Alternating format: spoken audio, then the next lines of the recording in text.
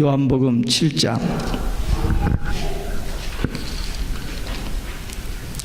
1절부터 30절, 좀 양이 많습니다만 읽겠습니다. 요한복음 7장 1절부터 30절 함께 읽습니다. 이후에 예수께서 갈릴리에 다니시고 유대에서 다니려 아니하심은 유대인이 죽이려 함이로라. 유대인의 명절인 초막절이 가까운지라. 그 형제들이 예수께 이르되 당신의 행하는 일을 제자들도 보게 여기를 떠나 유대로 가소서. 스스로 나타나기를 구하면서 묻혀서 일하는 사람이 없나니 이 일을 행하려 하거든 자신을 세상에 나타내소서 하니, 이는 그 형제들이라도 예수를 믿지 아니함이로라. 예수께서 가라사대 내 때는 아직 이르지 아니하였거니와 너희 때는 늘 준비되어 있느니라. 세상이 너희를 미워하지 못하되 나를 미워하나니 이는 내가 세상의 행사를 악하다 증거함이라. 너희는 명절에 올라가라. 나는 내 때가 아직 차지 못하였으니 이 명절에 아직 올라가지 아니하노라. 이 말씀을 하시고 갈릴리에 머물러 계시니라. 그 형제들이 명절에 올라간 후 자기도 올라가시되 나타내지 않고 비밀히 하시니라. 명절 중에 유대인들이 예수를 찾으면서 그가 어디 있느냐 하고 예수께 대하여 무리 중에서 수군거림이 많아 혹은 좋은 사람이라 하며 혹은 아니라 무리를 미혹해 한다 하나, 그러나 유대인들을 두려워함으로 드러나게 그를 말하는 자가 없더라. 이미 명절의 중간이 되어 예수께서 성전에 올라가서 가르치시니 유대인들이 기히 여겨 가로되 이 사람은 배우지 아니하였거늘 어떻게 그를 아느냐 하니, 예수께서 대답하여 가라사대 내 교훈은 내 것이 아니요 나를 보내신 이의 것이니라. 사람이 하나님의 뜻을 행하려 하면 그 교훈이 하나님께로서 왔는지 내가 스스로 말함인지 알리라. 스스로 말하는 자는 자기 영광만 구하되 보내신 이의 영광을 구하는 자는 참되니 그 속에 불의가 없느니라. 모세가 너희에게 율법을 주지 아니하였느냐?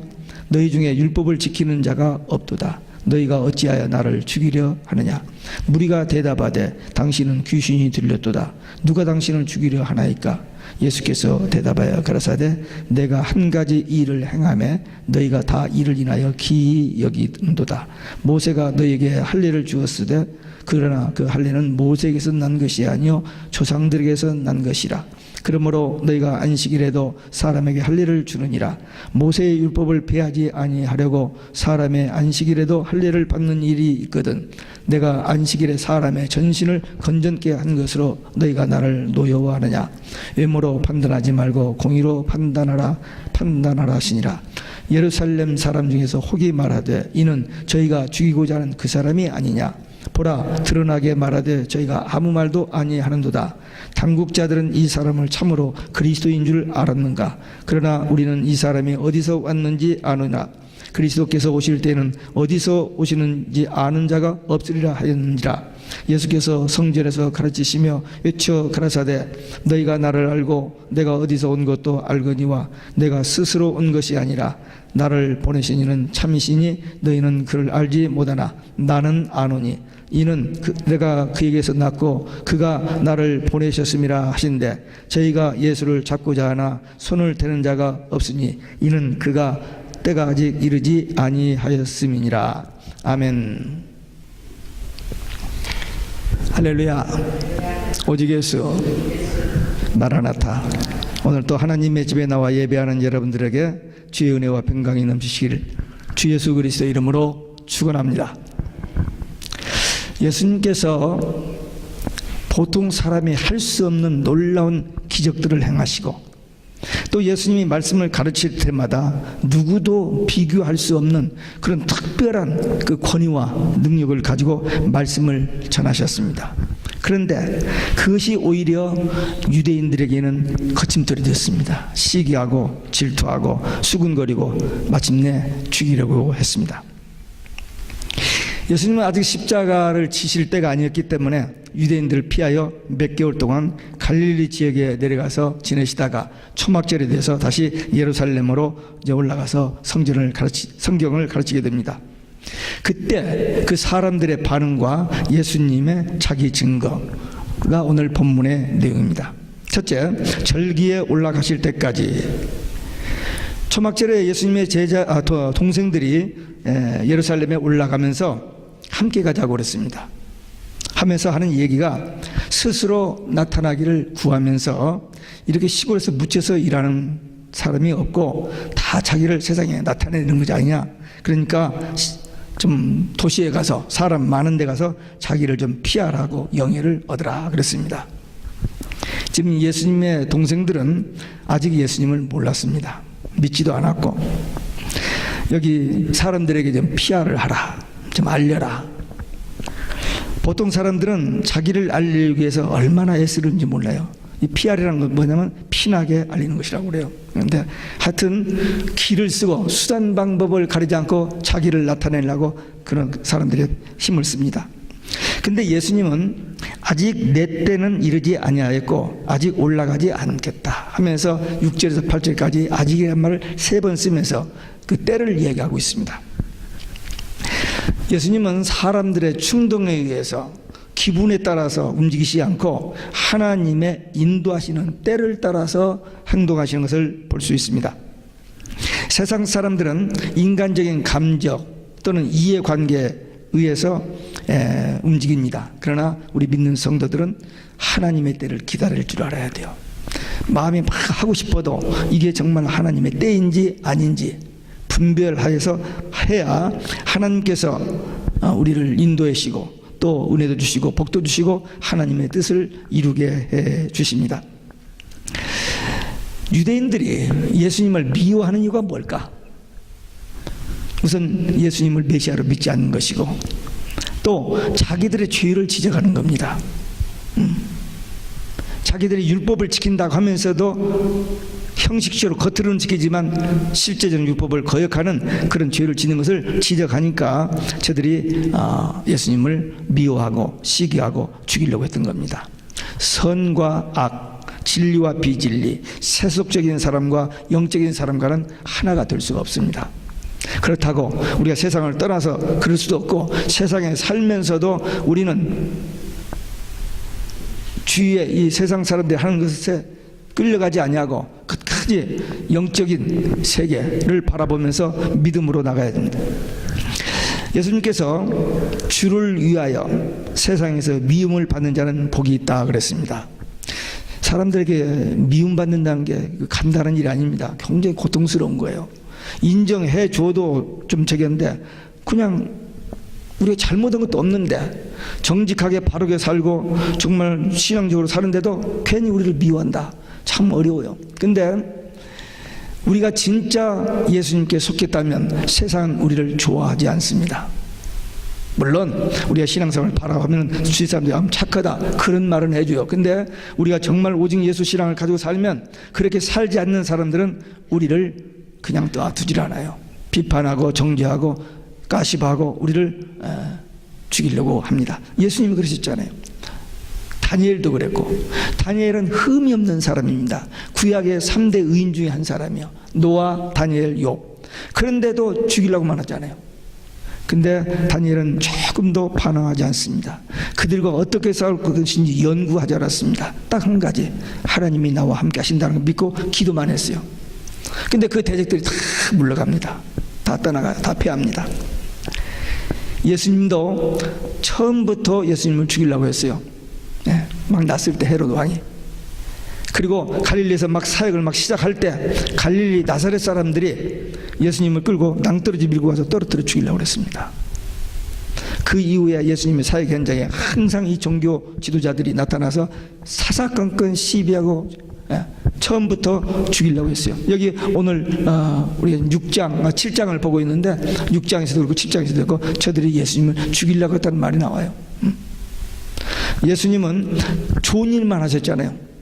그렇죠? 좋은 일만. 그런데 저들의 죄를 지적한 것 때문에 이제 저들이 예수님을 미워하고 죽이려고 했습니다.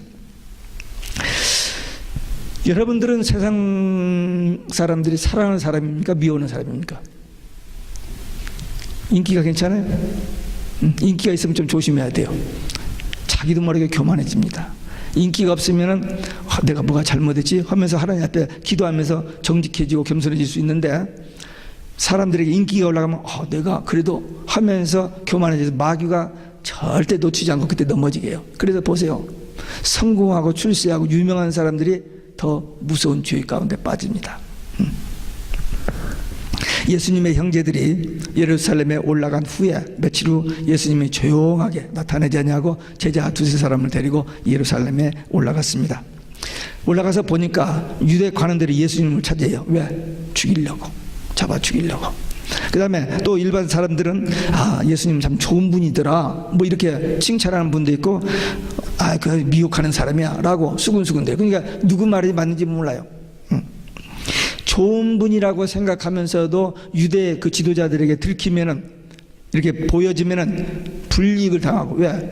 유대 저기에서 따돌림을 당하면 생활하기 어렵기 때문에. 그래서 그런 어떤 느낌이 있어도, 그런 생각이 있어도 내놓지 못하고 자기의 신앙 양심을 거역하면서 눈치 보면서 성공 출세, 세상 사람 인정받는 이런 그 기회주의자들, 그런 사람들에게는 하나님의 구원과 은혜 축복이 거리가 멉니다. 우리들은 예수님을 좋은 분으로만 알고 있어서는 안 됩니다. 예수님 참 훌륭한 분, 좋은 분, 그건 아무 의미가 없어요. 세상 사람 불신자들도 그렇게 봤잖아요.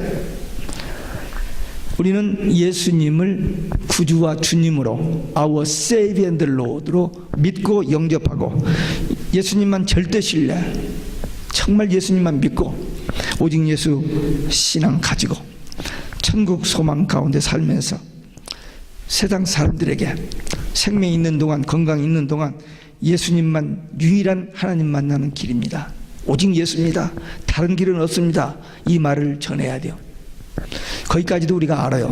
근데 과연 우리가 오직 예수님만 한다고 주장하면 우리를 죽인다고 할 때 그런 위협이 오면은 어떻게 할 것인지, 그때는 적당히 꼬리를 감출 것인지, 죽으면 죽으리라 하고 나가서 오직 예수를 증거할 것인지, 우리는 한번 조용한 시간에 혼자 한번 깊이 생각해 볼 필요가 있습니다.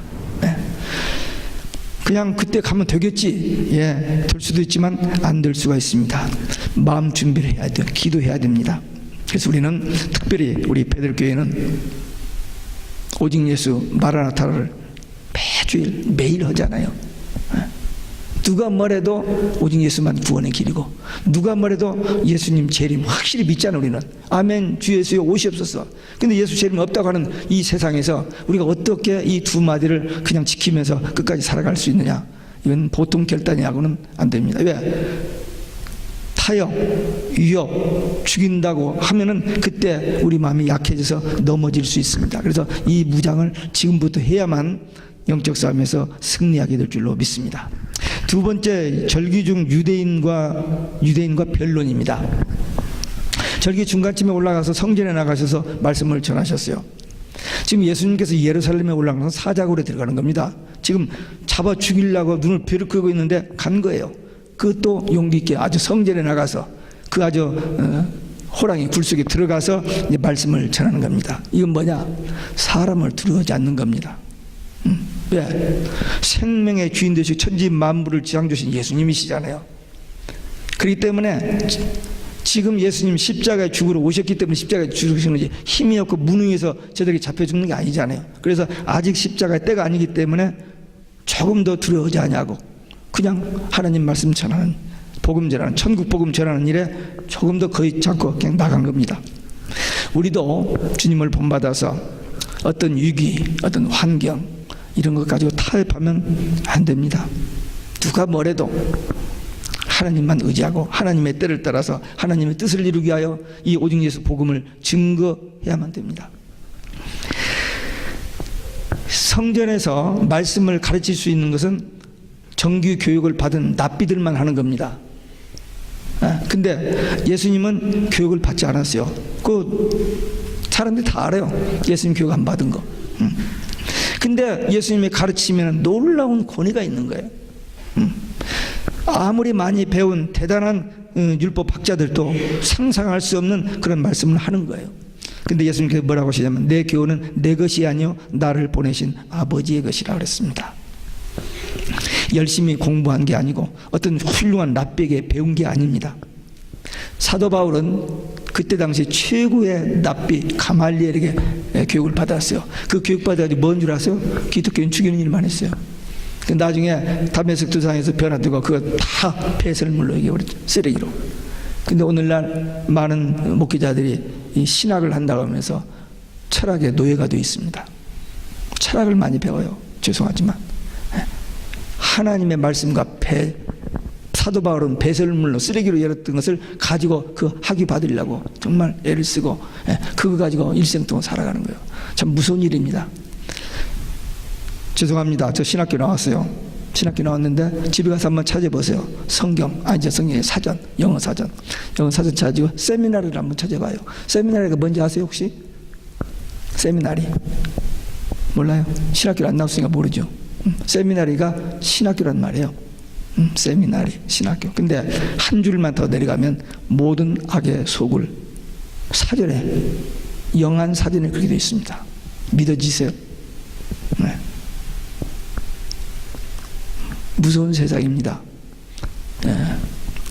신학교에서 신학을 가르치는데 성경을 가르치지 않습니다. 죄송합니다. 가르치는 데도 있겠죠. 근데 대부분이 안 가르치고 성경에 대해서 얘기하는데 그 대해서 얘기하는 학자들이 얘기합니다. 제가 신학교 2학년 때 1학기를 마치고 교수를 찾아갔어요. 하버드 대학에서 박사학위원 신학 교수를 찾아갔습니다. 교수님, 저 이 신학교 나와서 목사 되려고 공부하고 있는데 교수님한테 이 배워가지고 도저히 목회 못하겠다고. 그랬더니 갑자기 깔깔대고 웃는 거예요. 웃으면서 자기는 스칼라래, 학자래요. 학자이기 때문에 성경을 하나님의 말씀으로 보는 게 문서로 본대요. 그래서 이렇게 연구하고 이렇게 연구하고 학자들이 뭐라고 한 것을 이렇게 해가지고 자기 주장을 내세운대요. 너는 성경 있고 네 믿음대로 프리칭하면 된다. 그래서 땡큐 하고 나왔어요. 디민 학교를 할 때 한 40명, 50명, 50대, 60대 되는 목사들이 목회학 박사를 받으러 이제 한 달 동안 합숙하면서 공부를 하는데 이 교수가 또 와서 강의하는데 또 그렇게 헛소리를 하는 거예요. 그러니까 이 목회자들이 일생 동안 목회한 목사들이 성경을 좀 아는 목사들이 하도 어이가 없으니까 손을 들고 막 질문하면 묵사발을 만들어버려요. 이 이론 가지고 때리니까 못 당하는 거죠. 그러니까 이 성경을 가지고도 믿는 사람이 있고 하나님의 말씀으로 믿는 사람이 있고 그냥 책으로 학문 연구하는 책으로 보는 사람들이 있습니다. 그러니까 우리가 학교에서 선생한테 배우는 지식도 필요합니다만 이 세상 지식 말고 하나님께로부터 받는 지혜가 필요합니다. 그래야 신앙생활을 합니다. 목회자도 마찬가지요. 배운 지식 가지고 설교하는 게 아니라 성경을 읽고 기도하면서 성령의 감독으로 깨우쳐 주시는 말씀을 가지고 설교를 해야 하는 거예요. 그래야 그 말씀이 하나님의 말씀이 되는 거예요. 성경 읽어놓고 자기 이야기하면 아니요. 이 성경에서 하나님께서 무엇을 얘기하시는 것을 바로 깨닫고 그걸 전해줘야 진짜 목사고, 자기 이야기하면 가짜 목사고. 근데 마지막 때는 진짜 목사, 가짜 목사가 많다고 그랬어요. 그래서 어떻게 분별을 하냐? 길이 없어요. 그냥 말씀 떠났는지 안 떠났는지 기도하면서 성령의 감동으로 그 말씀이 가짜인지 진짜인지를 하나님이 가르치시면 알 수 있지. 아무리 미사여구를 쓰고 대단한 유시간 얘기를 해도 성경을 떠나면 그건 가짜죠. 근데 이 구약시대에 이 유대 종교 지도자들은 성경을 대해서는 이 얘기해요. 근데 믿지는 않고 행하면 속과 겉이 다르게. 그걸 이제 예수님이 지적하니까 저들이 싫어하고 미워하고 죽이려고 했던 겁니다. 근데 예수님은 그 속에 불의가 없기 때문에 예수님이 하신 말씀은 참이고 진리입니다. 그런데 지금 예수님이 결정적으로 걸린 게 뭐냐면은 안식일에 병든 자를 고친 것 때문입니다. 그 때문에 이제 죽이려고 그래요. 근데 예수님께서 나는 불의가 없는데 내가 안식일 병 고친 것 때문에 어째서 나를 죽이려고 그러냐 했더니 이 사람들이 답변할 말이 없으니까 답에 궁색해지자 귀신들을 따고 오히려 몰아붙입니다. 우리가 언제 당신을 죽이려고 했느냐 하면서 적반하장으로 역습을 하게 된 것입니다. 보통 사람들이 자기가 누구에게 어떤 행위가 잘못된 것이 들키면은 I'm sorry 잘못했다고 하는 게 아니라 대부분이 변명입니다. 창세기에서부터 그랬잖아요.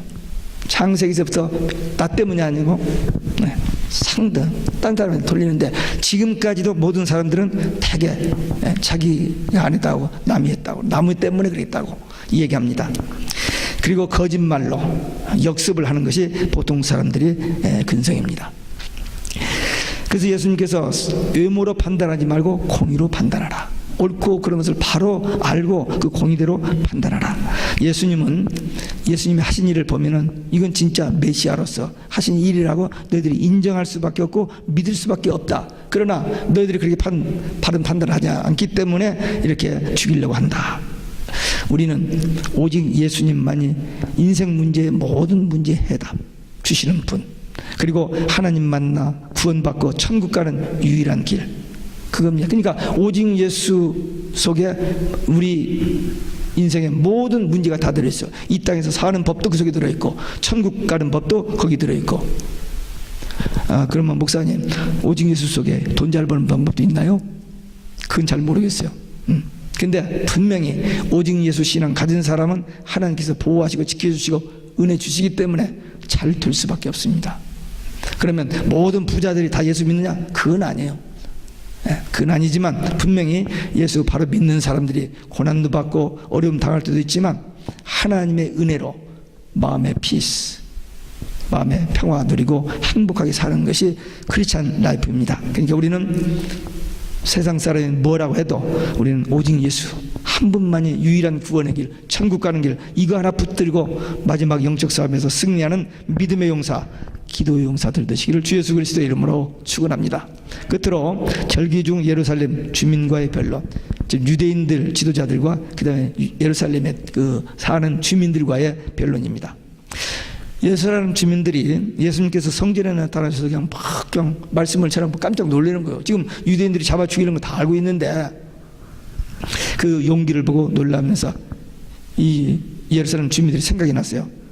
그러면 저분이 오신다는 메시아인가? 그런 생각이 들었어요. 또 저 유대 종교 지도자들도 저 사람이 메시아인 줄 아는가? 거기까지 생각은 좋았는데 그렇다면 믿어버렸으면 얼마나 좋아요. 근데 믿지는 못했어요. 왜? 예수님 어디에서 온 것을 알아버렸어요. 사람들이 나사렛에서 온 것을 안 거야. 근데 자기들이 믿기는 메시아는 어디서 온지도 모르고 나타나서 모든 세상 사람들을 깜짝 놀라게 할 만한 뭐 어떤 이런 것을 기대했는데 그 나사렛에서 교육도 제대로 받지 못하고 뭐 이렇게 하니까 그 신비한 맛이 없어져 버린 거예요. 그래서 예수님을 믿지 못하고 그냥 그 사람들 눈치 때문에, 그 유대 종교 지도자 눈치 때문에 그냥 안 그런 척하고 얼버무렸습니다. 이런 사람들의 태도에 대해서 예수님은 두 가지 충격적인 말을 했습니다. 너희들이 분명히 알기를 내가 나사렛에서 온 것을 안다. 그러나 사실은 나는 하나님께로부터 왔다.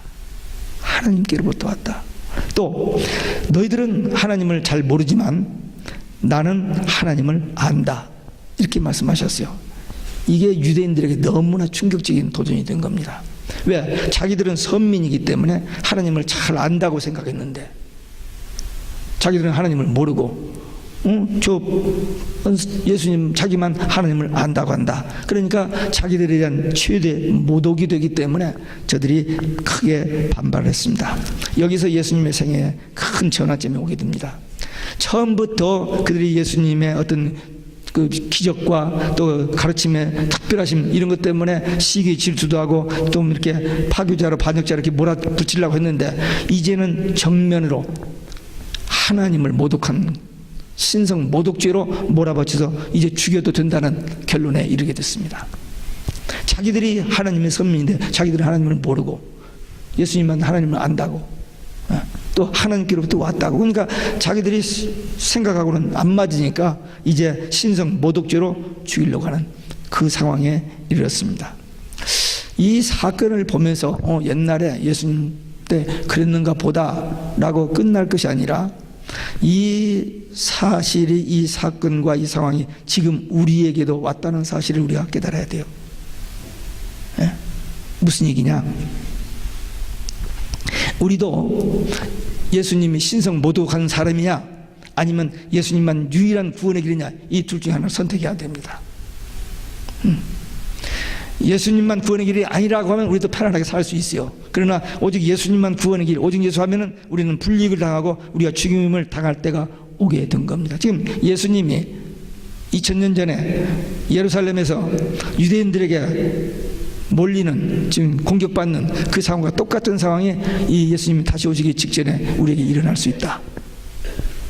그게 보여야 됩니다.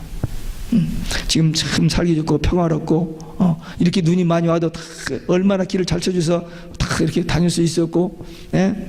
모든 문명의 길을 다 누리고 있는 좋은 세상이지만 영적으로 신앙적으로 봤을 때는 그때처럼 예수님을 죽이려고 하는, 그때처럼 우리 예수 믿는 성도들과 교회를 마지막으로 그냥 결사적으로 죽이려고 대드는 그때가 지금 우리 앞에 다가오고 있습니다.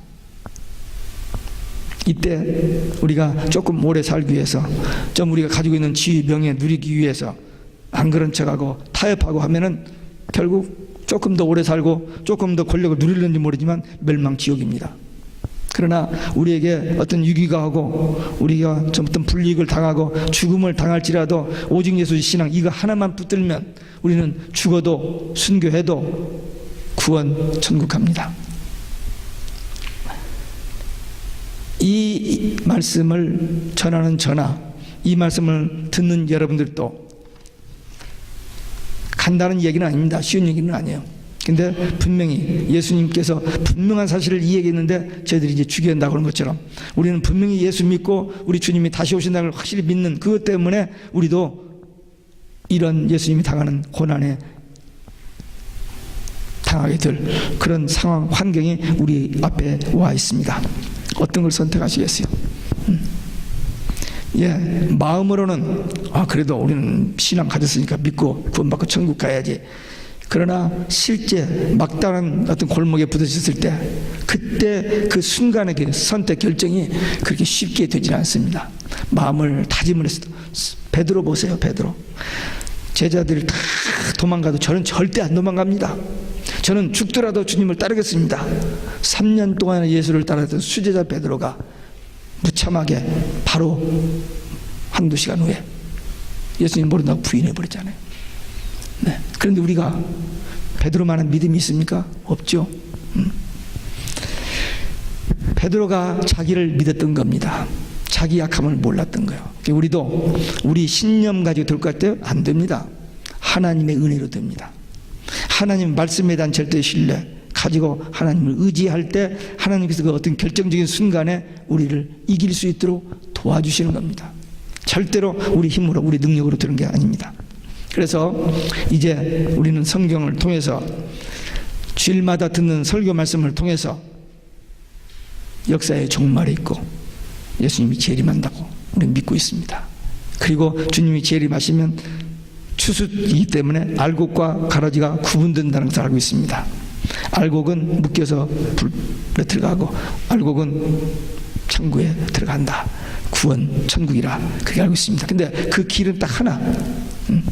온 세상 사람들이 오직 예수 아니라고 해도 우리는 오직 예수 하는 그 소수만 구원받고 천국 갑니다. 저는 그렇게 믿어요. 성경을 제가 본 성경은 그렇게 보여주고 있습니다. 그래서 이 말씀 듣는 여러분들도 그 결단을 하셔야 돼요. 예수냐 아니면 세상이냐, 예수냐 돈이냐. 여기서 우리는 선택할 때 오직 예수 신앙으로 승리하는 믿음의 용사들 되시기를 주 예수 그리스도의 이름으로 축원합니다. 기도하겠습니다. 우리 받은 말씀 가지고 유대 종교 지도자들이나 예루살렘 주민들처럼 또 예수님의 동생들처럼 그렇지 말고 오직 예수님만 구원의 길, 그리고 우리 주님 오시기 전에 우리에게 어려운 때가 오지만 또 우리에게 이렇게 유대인들이 예수님을 공격하는 것처럼 마지막 종교다원주의, 이 혼합주의가 우리를 공격할 때 배도하지 않냐고 굴복하지 않냐고 오직 예수 신앙으로 승리하기 위한 결단의 기도 함께 드리시겠습니다.